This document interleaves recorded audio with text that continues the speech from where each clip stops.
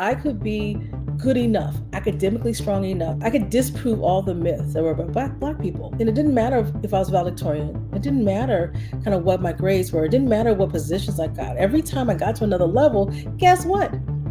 Racism it still exists. I am 52 years old. I have not managed to excel my way out of. Yeah, you can't excel your way out of racism.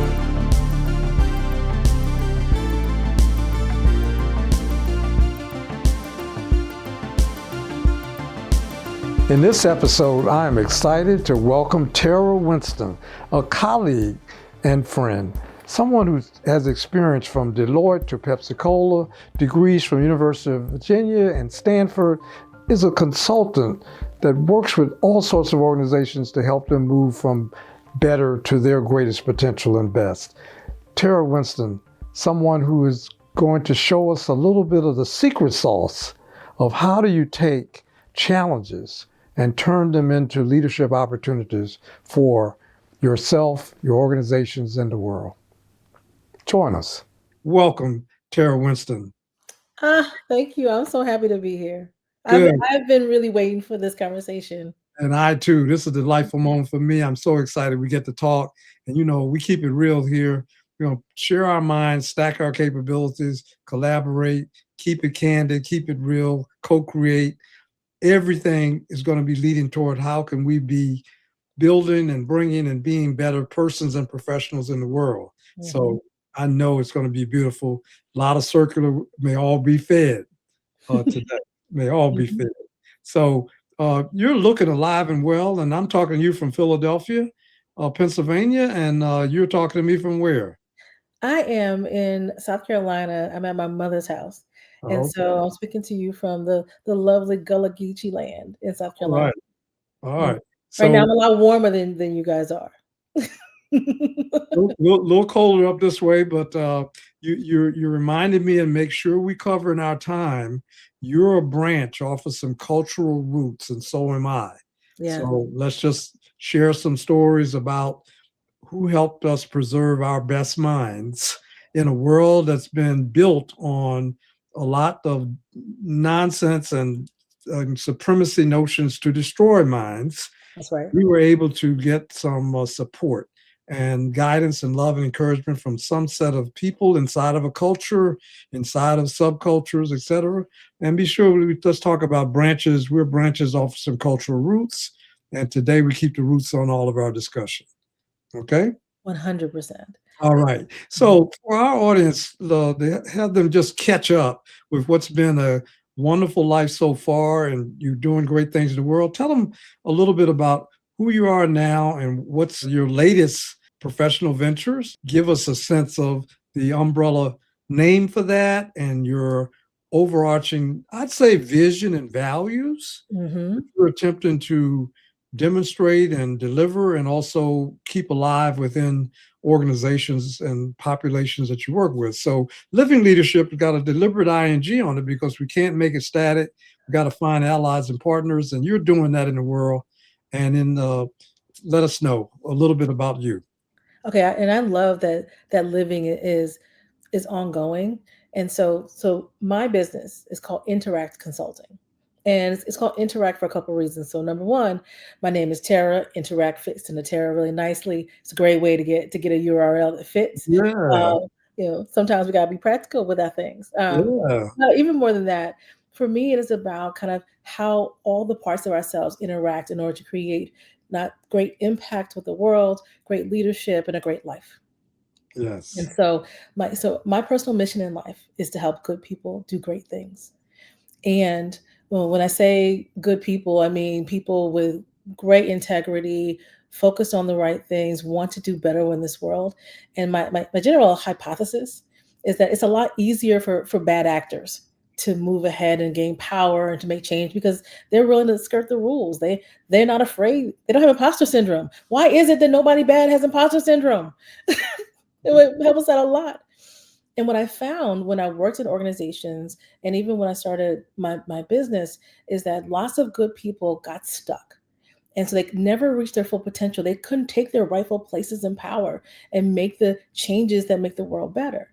And so everything about my business and the things that I work on are about how do I remove or reduce the barriers that keep good people from being able to deliver their best with the expectation that once they get in those seats that they actually do the hard things, which is make the world better for the organizations they support, the employees that work with them, and the world that benefits from their greatness.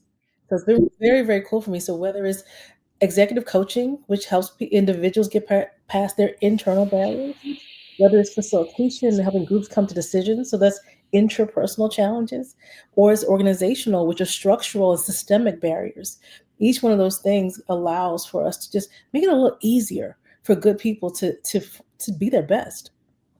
You brought up something that I just want to pause on some of the gems because you're inspiring a 10-year-old that'll be watching this all the way up to people that are active now but have been orchestrated to be very frightened and fearful of demonstrating their integrity, demonstrating their authenticity. So I just want to pause for the audience so you can really hear what Tara is bringing forward, that it is all rooted and grounded on foundation of us actually delivering integrity Hmm. inside of worlds that have been structured to make the path of least resistance the easy path for people to just fast, self-serving, only think of themselves. So it isn't necessarily structured for that, but you're saying it's essential that when we talk about living leadership, we've got a foundation of integrity. It is so essential because it takes so much to be a leader right now. Like maybe 80 years ago you could clock in and you're 9 to 5, but right now it takes everything. I'm not just talking about hours, like the level of the cognitive load of what we're trying to do, the conflicts, the things that we're trying to accomplish. Leadership takes everything. And in all the ways that you have to either go against your values or show up as someone who you think you're supposed to be versus who you are, that just takes energy and time, and that energy gives you less energy and spirit to do the work of it. And so everyone, whenever you're operating out of integrity, out of your value system, out of authenticity, you actually are eroding your ability to be impactful. You Mm, slow yourself down. mm, And so it's almost an imperative at this point. And the reality is, so for what I find like people who are strong in integrity, what they're scared of is that now they're doing double the work or it takes so much longer, and it's because they're not always strategic about where to put their energy. mm. So just because when we say operating with integrity doesn't mean that you then have to dot all the I's and cross all the T's, because success does not always require that. Right. Right. And so there's a strategy of understanding what is required in the situation, then figuring out with integrity, with authenticity, what you're willing to do.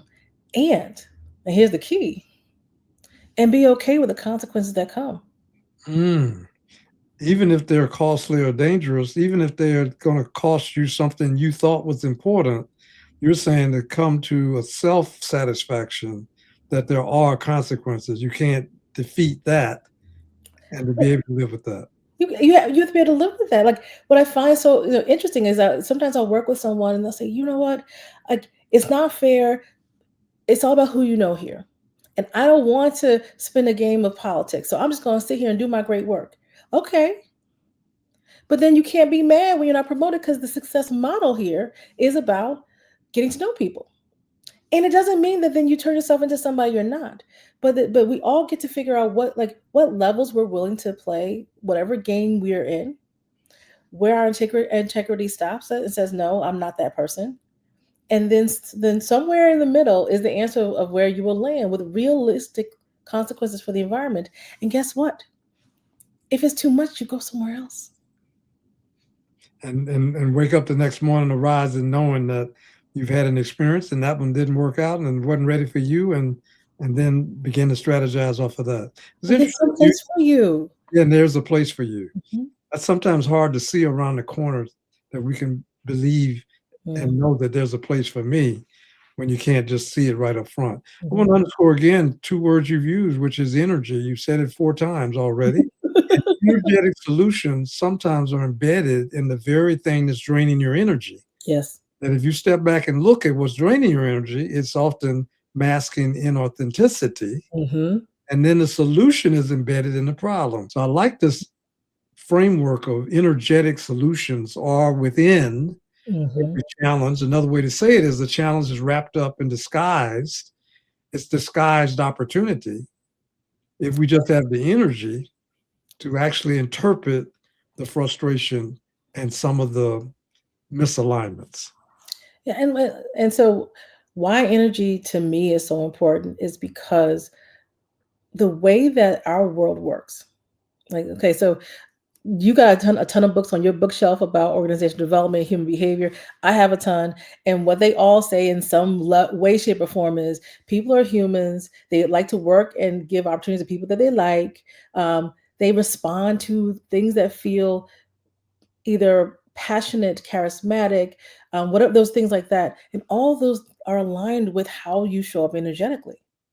And Right. so, in a lot like this is, I know it sounds crazy to some people, but a lot of times, like having the right energy and like, when you go into an experience and you build relationships, that gives you so much leeway for mistakes. That gives you so much leeway for I don't know. It gives you it gets you in rooms and places that being excellent alone may not.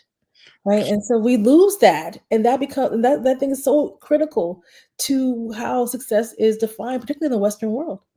Stay with that for one more sentence because why is it so important to have that leeway if we're going to have life at its best, if we're going to have fulfillment, that leeway to make mistakes?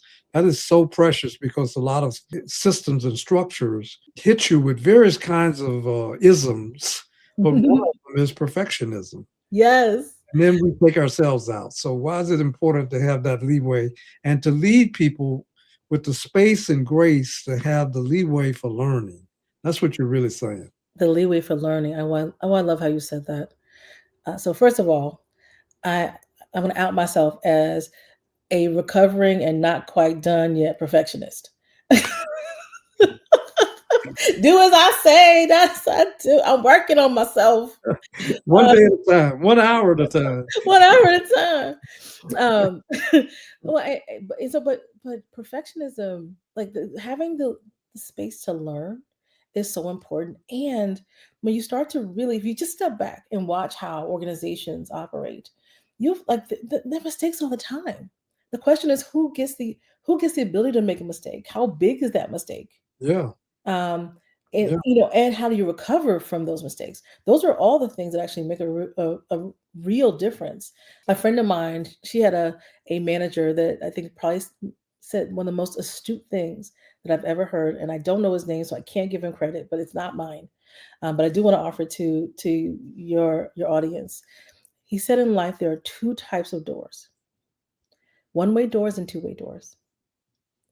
When there's a decision or the mistake, it's better to make it on a two-way door, one that there's some recovery from, right? So like, oh, maybe the number's wrong, but we can fix it. There's some doors that are one way. Like once you go out that door, it's out there. So if you make an announcement to the public, for example, now that's out there, it's on front page, and it's a much harder process to pull it back. right, right. And so he was like, stop being afraid of two-way doors.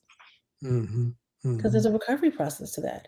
And Right, if you spend less energy trying to be perfect in every way, and then be more diligent on the one-way doors, right, right. it's a better way to spend your time.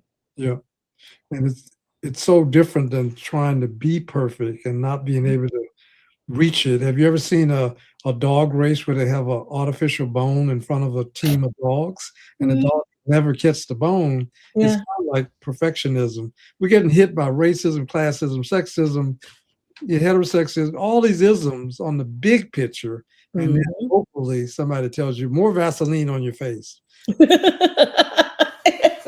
You know, locally, you get this perfectionism, you can't make an error, and then you're just kinda caught in a vice grip of Well, I being somebody you're not. I love what you just said. When I was young in high school, I had decided that I was gonna solve racism. Good, me too, I had the same dream. Right? I was on it. But and what I figured is that if I could be good enough, academically strong enough, I could prove to people I could disprove all the myths that were about black people. Wow. And like and it didn't matter if I was valedictorian. It didn't matter kind of what my grades were. It didn't matter what positions I got. Every time I got to another level, guess what? Racism. It's still it still exists. I am 52 years old. I have not managed to Well, excel my well, way well, out of. yeah, you can't excel your way out of racism. You can't, and that that's so often a conversation I have with my people who are perfectionists, right? So who are afraid, and they will say, "Well, Terry, like you don't get it. I'm a woman in this world. Terry, you don't get it. I'm gay. Terry, you don't get it. I'm black. I'm Asian. I'm whatever this is. Like I have to be perfect because everyone's looking at me." And my response to them is that has not worked yet. Yes, yes. And you still here and still trying, so you got up off your rusty knees or Vaseline knees or whatever knees you had and say, "Imma back in the game. Imma I'm get." back in the game, and it can't and perfection can't be the answer, right? Just logically, if perfection was enough to fix it, it would have fixed it. And so, I being know. Yeah. afraid of not being perfect, because then that will be the final nail in a coffin because of all the isms in the world, that can't be true either. So you peeped the game within the game, which is designed to have us chasing cheese in a maze or artificial bones like the dogs. You stopped and said, I'm gonna peep this game. The target for life success must change. To me, that's transformational. And Yeah. that's what we're talking in living leadership about actually thinking outside the box and getting to the point of saying there is no box that somebody else can give me that's going to lock me into having the best life I can have. And that box is it's often thoughts that are orchestrated and reinforced by power and practice, but they're really thoughts that took away our species' dignity and put us in a box that say we're non-human and we're this and that, and we can list all the stereotypes and myths. Mhm. But you and I had some of the same childhood dreams, and we have some of the same evidence coming back to us that yeah, there's somebody out there that's only one thought away from dismissing you, Mhm. no matter what you do. So if they become your final judge of your worth, then your inherent worth has been dismissed as a species, and your personal worth is going to be dismissed because they have an agenda. So I think you've shown us that a way to go back and maybe revisit Maya Angelou's poem, Mm. I now know why the caged bird sings of Yes. freedom. I think you just peeped the cage. The cage is made mostly of thoughts organized energetically as systems and power and practice. One of my new favorite, very nerdy things that I've been talking to my clients a lot about is this concept called the ladder of inference. Right? Yeah, It's in lots of books. It was developed by a Harvard professor and researcher, psychologist, and you can go back, you can Google it. It's all over the place. So if you want to learn more about it, but the ultimate, what does the ladder of inference say? Ultimately, what it says is that every last one of us is walking around in a bubble of self-generated beliefs that number one are go largely untested. Number two, we believe are data and objectively true. And number three, we think are incredibly obvious to ourselves and others.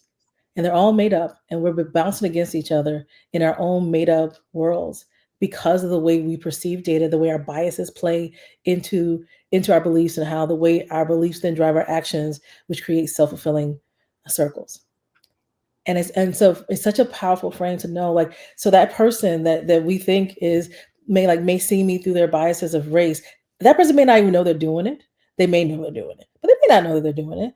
But it's all wrapped up in other things. And here's the very cool thing: is I know that I might be able to circumvent that with like ability, or by knowing the right people, or by some other strategy, so that one person in their bubble does not have to completely hold me back. Like I'm not gonna let them into my bubble. Like if I'm gonna have my own bubble, I'm gonna build it with things that are affirming to me, fulfilling to me, that give me strategy to get to the things that I want to do. imagine if at the molecular level, chemical level, then you get these molecules and bonding to create more complex structures. Mhm. Imagine if you and I and other people could dare trust sharing our bubble and not get whacked and smashed or dominated because our offering didn't match somebody else's bubble.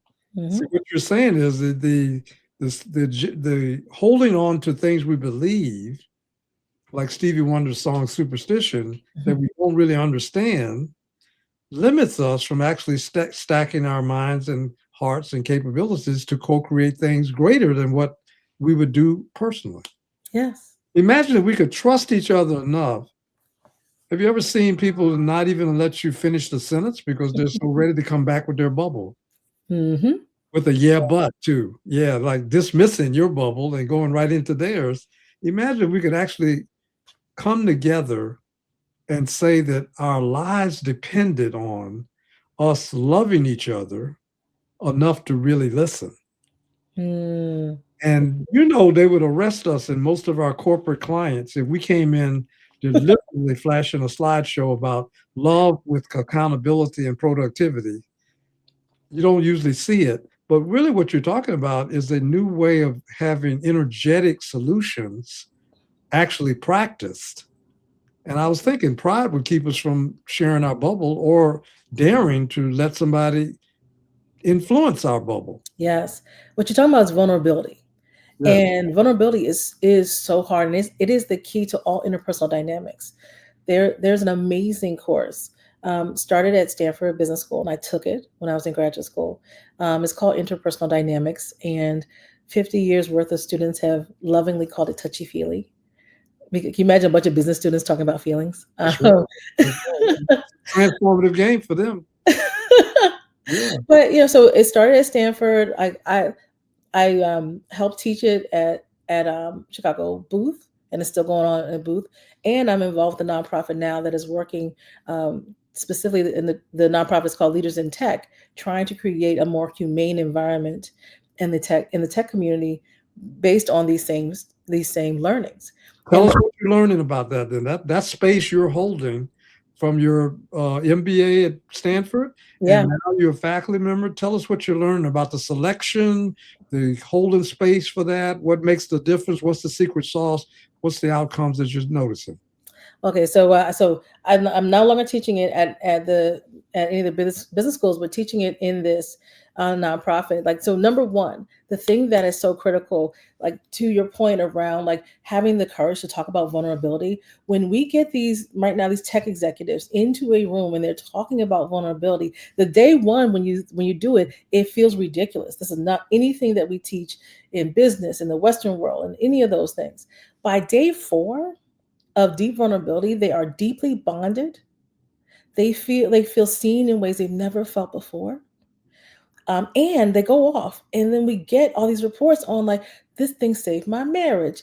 I just made more business deals because the process of teaching how to selectively people see how I'm feeling, who I am, what I want. How do I communicate not just to your words, but communicate to who you are? Right, right, What that does to people is transformative to relationships, and relationships are what drive great business deals and drive movement outcomes, right? But we are actually not connecting with each other anymore, mm, and connecting it feels unsafe, right? It feels vulnerable, and so everyone is again in their bubbles, and then everybody's bubble has a persona on top of it, and right. we're just constantly trying to influence with persona, not recognizing that there's another level of influence that comes with the risk of vulnerability. Now, I want to be real clear that vulnerability is not just walking around naked, saying whatever comes off the top of your head. That's how you get chased out of town. Right. It's selective vulnerability, but also recognizing that there's a human inside, and that like that gets to your point about how like we then begin to share our bubbles. Sounds like you were able to also give an overarching uh, intent that we're going to deliberately spend multi days together in community. And Hmm. for very busy people, you didn't get pushback and they didn't show up. You got real leaders showing up to get better over multi day experiences that are intentional about humanity first, community first, relationships first. That's a Hmm. that's a paradigm challenge. It is. I mean, I think what's interesting when you first started, like so the circle that knows about the fact that this was started at Stanford Business School and it comes with all the prestige of the institution, and then there's so many alumni of that particular class that can speak to the benefits of it. And so it's got a little bit of kind of built authority in that in certain communities. Yeah. But the initial pitch is really hard. Like, hey, come get locked in a room for 4 days with a bunch of strangers and talk about your feelings and probably cry. Like Right. that, that's not necessarily anything. But here's what people are hearing is the results. Yep. But The testimony the testimonies going through. is Yeah. is what has people go in, and they walk in like you should. Oh my God, you should see them. They come in like eyes wide open, scared to death. They're like, "What have I signed up for?" Um, Well, we say living leadership is transformative. What do you mhm, think was the secret sauce of all of that? What do you think it makes the difference? Have you been a part of it? And mhm. what do you think? Is it the almost like oxygen to pain points in a wound, the candor and the truth telling, the courage to tell your truth is the secret sauce, or you think something else? I think fundamentally, what makes this work and makes some of the best leaders, communicators work is that everyone has a deep need to be seen. Yeah. Hmm. And you create a space that allows people to be seen past their titles, past their roles, and that's internal and personal roles, um, past anything that we've layered on top of us, Right. and to just say like, I I may have not had the exact experience you have, but I know what it feels like to be in love, afraid, insecure, Right. happy. Like I know that, and it may be something that I never get to speak to. I feel that. And when I see that in you, that brings a connection. And we don't have those conversations with almost anyone in our lives that aren't very intimate. And Yep. even the people that we're intimate with, oftentimes we may be feeling like we have to protect them from some of the things that the hurts and the fears. And so just to be seen, and all the things that you think someone might judge you for, like, I'm going to tell you that I'm nervous about this upcoming quarter, and you're not going to think I'm a bad executive, Right. right? Where Right. do you get that? That's what we're saying. Be able to share Hmm. from the bubbles, From the but levels. get attacked from Hmm. for the sharing. That's the extra layer that That, ends up creating more calcification and more protective energy and hesitation. So you're bringing up a very good point about toxicity coming from yes. judgment, not so much from the sharing. So if you think about the civil rights movement, like towards the end, when you start seeing the coalitions, right? So the Dr. King and the Poor People's Movement, and you started seeing demographics Right, who were what they were getting past their bubbles, that they were saying, your blues aren't like mine, but what I see in you, like I from a rural white family knows how hard it is to get ahead in the right, same way that a black family may feel. right. Right? Like to feel like the system continues to compound itself on top of me, right?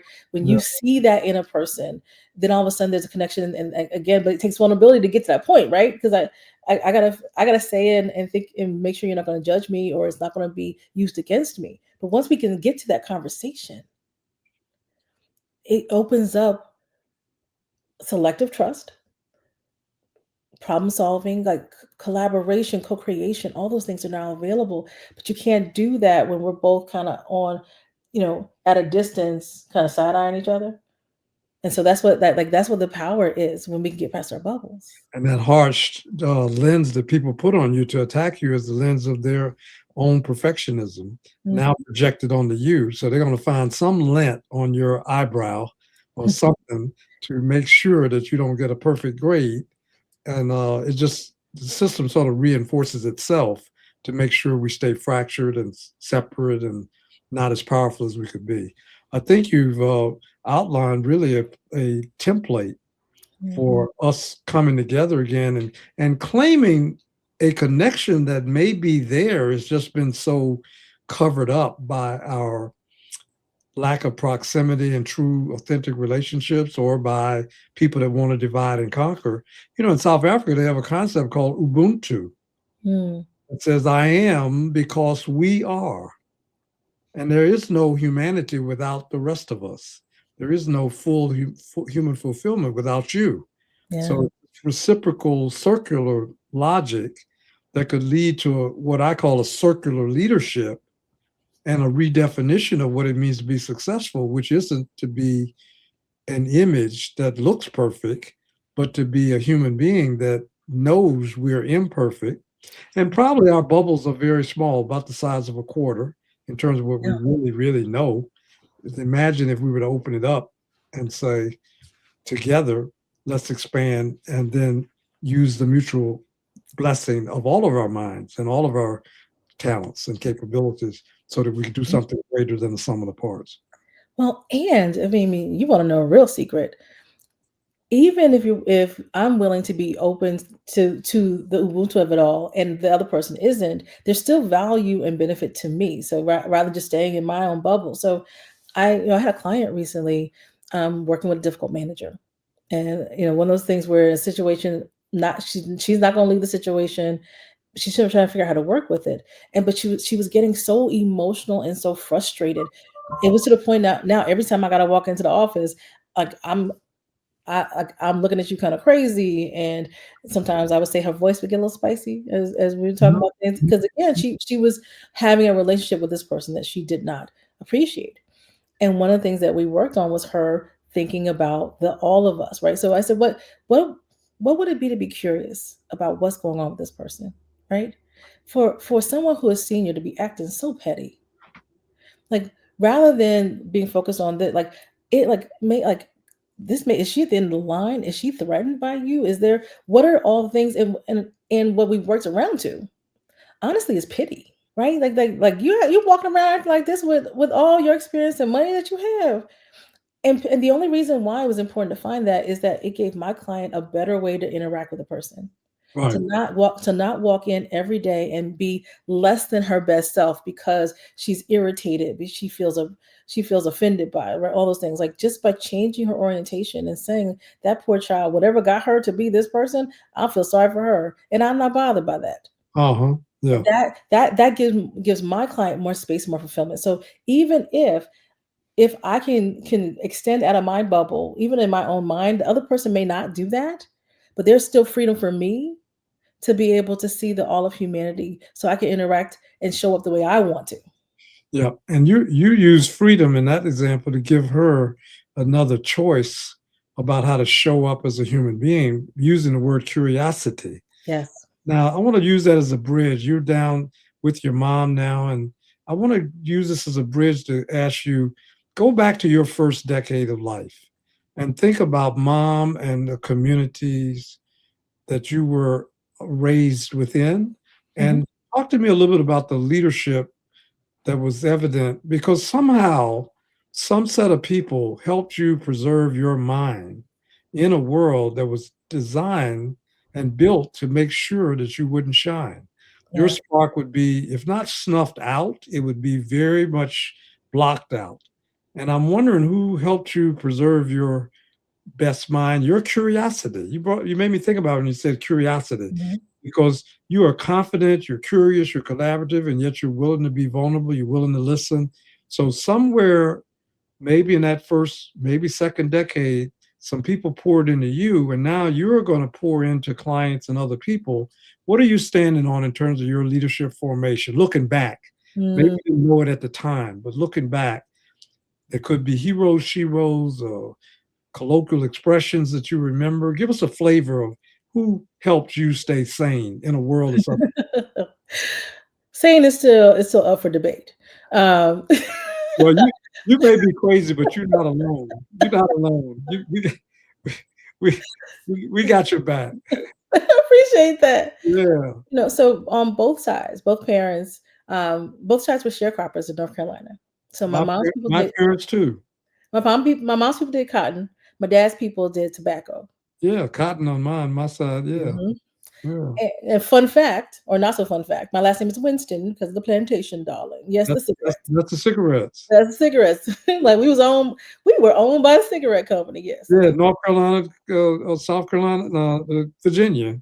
Yeah, Yeah, exactly. That was the slavery tie. So, but I, yeah. I came from people who they knew that in those areas there was not a lot of opportunity, and so the minute that my parents on both sides, like the minute you graduated, it's not like there was a bus ticket north. right? That was our migration patterns. Um, Great migration. it Yeah, was a great migration. And yeah, so from the beginning, like, like we we do with what we have, but we want better for the people around us. And so my parents, when they got together, I would say that like in that first decade, my parents were amazing. Like my dad was a truck driver. Um, it's very telling. My dad passed a couple of years ago. It's yeah. very telling. He's living around the nation driving truck. He's going. He's moving. Yeah, He's, yeah, like he was moving. So he was a truck driver, and then he got promoted to management. And when he passed, he was an executive at UPS. right, Um, right. but he like the best encapsulation of my dad was that when no matter what job he had a side job because women like money. He believed in working for the things that he wanted, for the life that he wanted. And I apologize. I don't know. Do you curse on your show? Yeah, Yeah, okay, so my father's favorite phrase, and if you tell yeah. like question of like what You can say it in like the context of the story of your dad. in it's the context of the story. So, but it's like what raised me is my dad used to say, "I will shovel shit with a spoon until I can do better. Until I can do better. I do better, Wow. and, and so That's what the country people used to say. We got to make it more better. so I can do better." And so Yeah, this idea was there's nothing beneath me, right? If I can do this, I will do this. Until I can do this, and then when I can right. do more, I'll do more. That's And right. he was the other thing that he would say is that if it has been done, it means it can be done. And if it can be done, it means I can do it. It just may take me a Mm, little longer. mm. You know, that's the foundation pillar for Marcus Garvey's movement. The whole Mm, of Marcus Garvey in the early 1900s was that very wow. phrase. That Mhm. very phrase. If any human being can do it, we can do it. Then I can do it. And my dad, he truly believed that, and he was okay. So because he never graduated college, well, he never attended college. I should say he did graduate high school, and so he was okay if he had to work a little bit harder, and if it took him a little bit longer. But he believed that No quit. No don't quitting. quit, and I can Yeah. get what I want. Yeah. And so, like, having that instilled in my mother was always, she graduated high school and again moved north. She didn't go to college until I was in high school. And she went and she was taking a couple college classes. And so you asked about the first decade, but let me tell you about the second decade. So I was in high school. My dad had gotten promoted to management, and they were having him take management classes. And so I was learning calculus. I was tutoring my dad for the management classes. My mom had just started her associates, and I was tutoring my mom in math for Wow. her associates. Um, Wow. and but I would see my mom. So she works all day. She raised two kids. She had a husband and all the motherly things that she had to do. And then at night is when she would start her homework. And I would sometimes come down to go to school, and she'd be asleep on the table, Tired, worn out, worrying about working. like sharecropper fatigue. You know, the Worn same different worn slave. out but working. Yeah. And so, those are the 2 people that made me who I am. And they didn't play favorites and made you a cute little princess with a silver spoon in your mouth and a tiara, and you didn't have to work and just sit and wait on a Prince Charming. You learned they didn't play double standards. Okay, in that statement, I just realized I got cheated at a whole different life. My life could have been so much easier. Well, you said it prepares you for a world that the easy resistance is for often the corrupt. So they were preparing you for integrity. Like, don't be selling out your soul for money. Hang on it. Yeah, they said, don't be selling out your soul for a silver teaspoon and a champagne. You're going to roll up your sleeves. So you missed the whole monarchy thing, the whole monarchy model. You missed all of it. I missed all of it. And I have a sister who's 4 years behind me, and she did too. So, man, I think we did it wrong. I want All a right. do-over. So they did not play favorites, boys to girls. Everybody got the same message. We can do this. Let's do it. Yeah, All right. That's interesting. absolutely. Yeah, yeah, yeah. I love it. I love it. And along the way, you probably had teachers and role models and different experiences. Yep. Now, have you got to travel yet? You have a global mind. Have you been outside the United States and been able Yes. to work abroad, travel abroad? So early travel was a really massive thing, I think, in terms of the trajectory of my life. So I got a chance to go to Spain in a 1 month exchange when I was in high school. Oh, wow. That's good. And like my mother always wanted to see the world, and it wasn't something that at that time she could do. And so when the opportunity came, she made sure that I could do it. And so I stayed with the Spanish family. And actually, the Spanish students had come first, and they had stayed with us.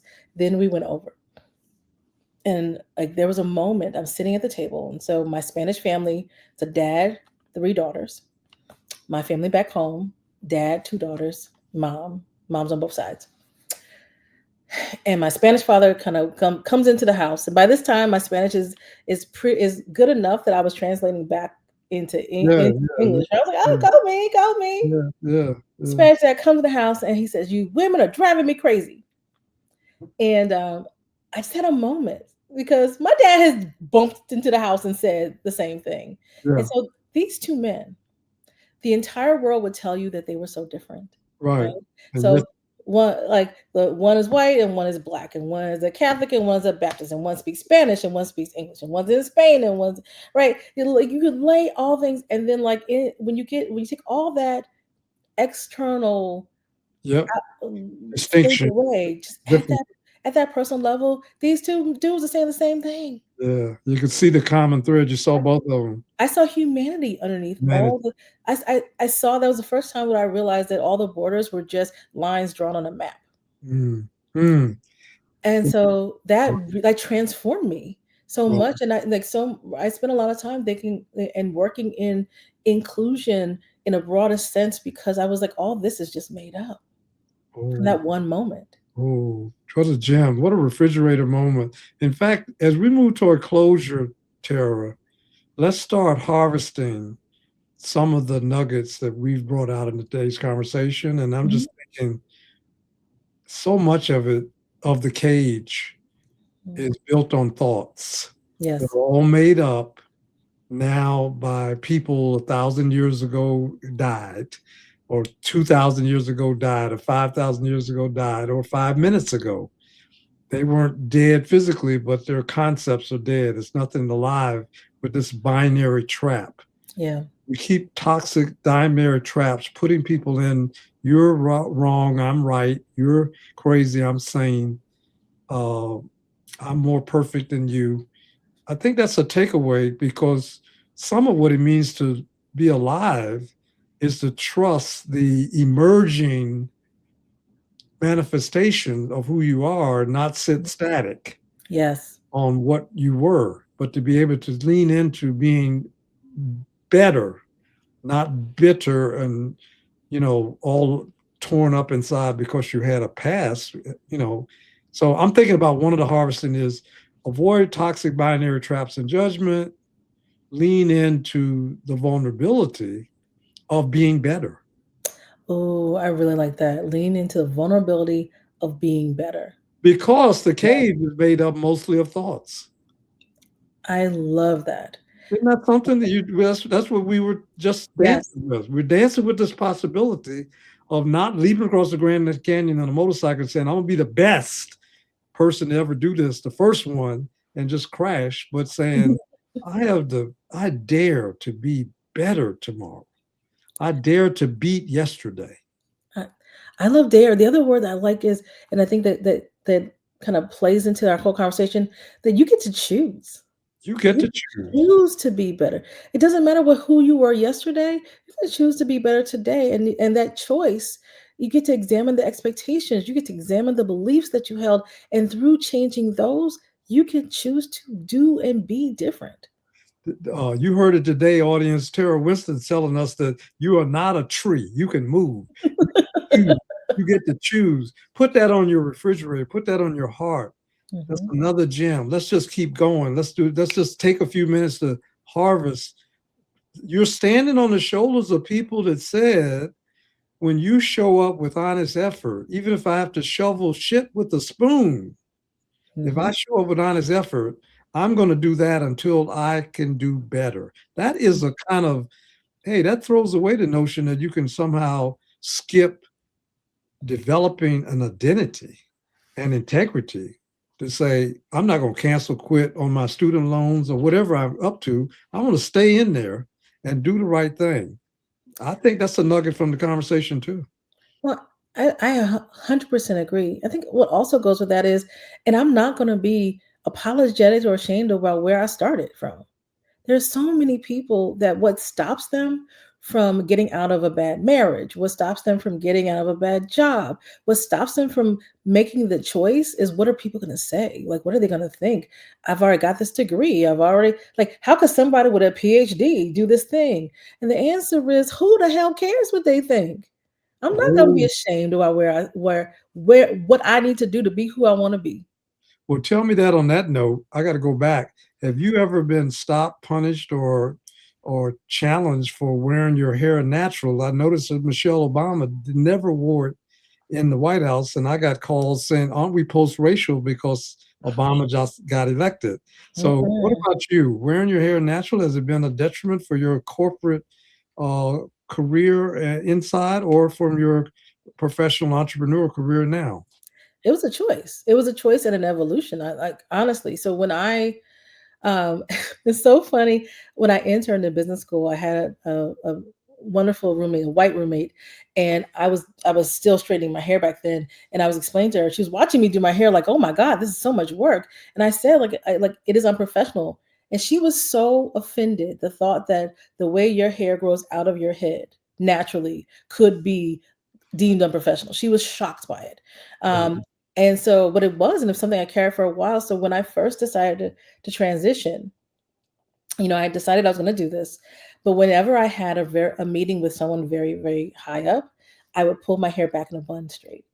Oh, And so I was still holding on to this fear.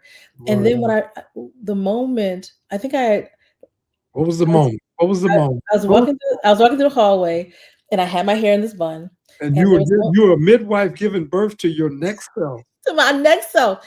And I passed somebody in the hallway. He said, "Oh, Tara, I didn't recognize you. I'm so used to seeing your big bodacious hair." And what I realized is that what I was running from for something that was it was signature. There was a calling card. They were like, yes, it can create unwarranted attention, but also creates attention.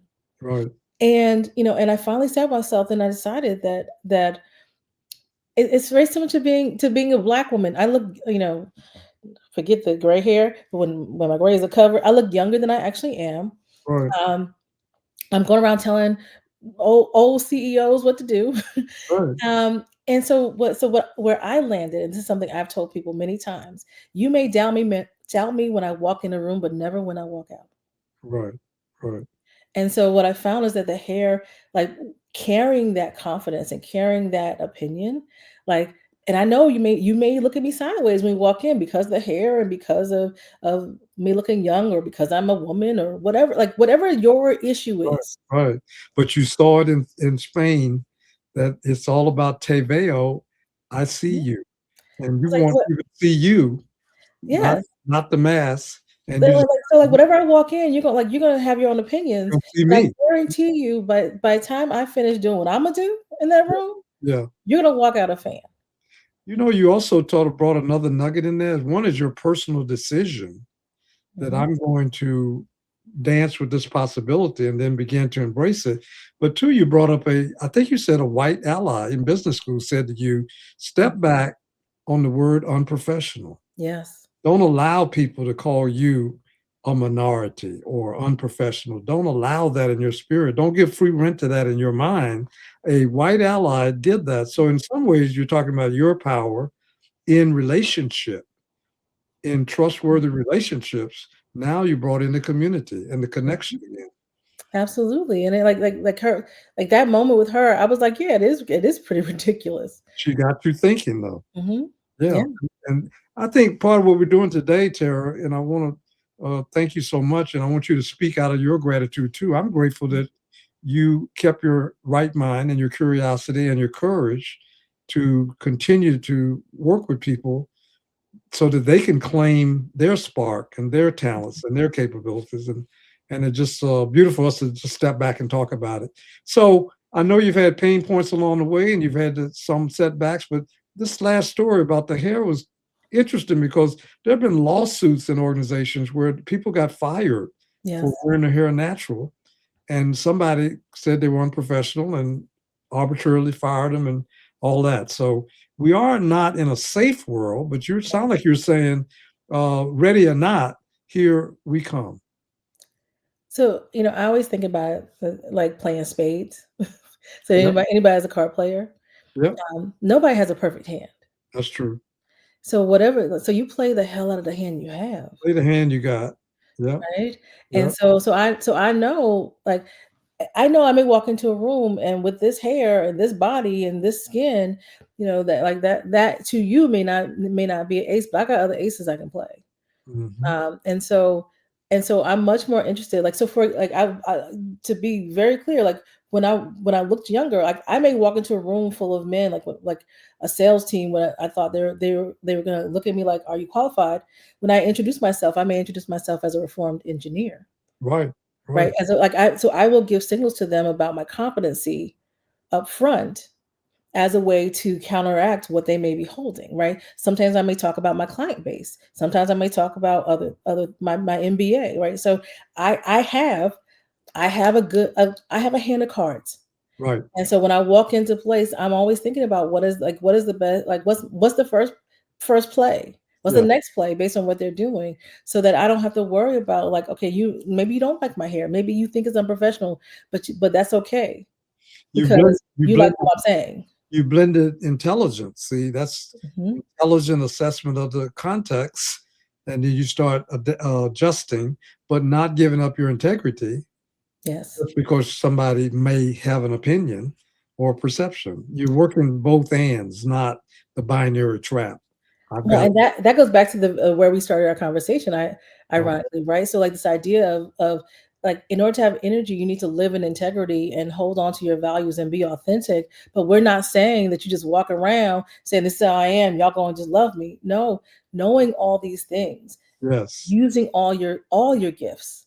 intelligence, integrity, and allies' capabilities to actually deliver an impact that's Yes, going to advance something called mission success or life.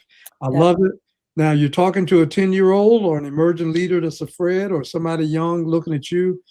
As we wrap it up, what's your parting comment or encouraging word or tip that you want to say to somebody out there that has been a little afraid of the ballerina shoes that maybe the world has put them in, or the boots that they're wearing are pretty muddy and bloody, but you're here to give them a little guidance and encouragement to say, keep going? What would you say, Tara Winston? I would say that every single person that is a success because of every part of who they've been, not because they had a perfect plan, not because they knew something, they knew it from the beginning, but it's because when you choose the best choice you can at every step, and you're going to make some mistakes about that, the next phase of your life, the next experience of your life, when you build on that and then you combine those things, it is a set of skill sets, it is a set of experiences that no one in the world has but you. So stop being afraid of getting it perfect and right. Mm. Go with what feels right, what go with what feels best at the time, and then know that you are in the process of building one of the most amazing background skill sets for whatever it is you're going to do in the future. Tara Winston, she believes in you. Listen to what she's saying. And if you can't stop being afraid, at least listen to the message of what she's saying, which is fear just may be a signal that you don't know the information yet about how amazing you are and will be and will manifest. What is Tara Winston telling us? She's saying you can do it if you're willing to be. And I'm going to take away a takeaway from what you just said, Tara. I take away from it, you're guaranteed. You ought to feel better once you give up hope of being perfect. You're guaranteed to make errors if you're growing and developing. So why don't we try, audience, to be happy about being incorrect sometimes? Nikki Giovanni's poem that even my errors are correct is coming out of Tara Winston in a different format, but the same idea, which is we're destined for a calling and greatness that's unique to us. No president, no administrator can eliminate diversity, biodiversity, the ingredients for life. And so some of these distinctions that divide us, we can now begin to lead our lives for real change where we can see each other again. And by doing that, stack our minds so that we can collaborate and co-create and show up actively accountable in the world, not afraid, hoping that something will just happen, but active in the world. Thank you so much, Tara Winston, for being with us on Living Leadership, where we're exploring global thinking manifested with local action. So, how can people find you, know more about you? People want to uh, contact you for your services. What's the easy way for them to find you in this world where we need more light? Ah, more light, please. And I love to be connected with people, as you can tell based on the conversation. So you can find me on LinkedIn. I'm Tara Winston. Like, so Terra is my name, Tara Winston. Also, come to my website, interactions.com. And so we'll make sure that you can get connected to me and other really cool people like me.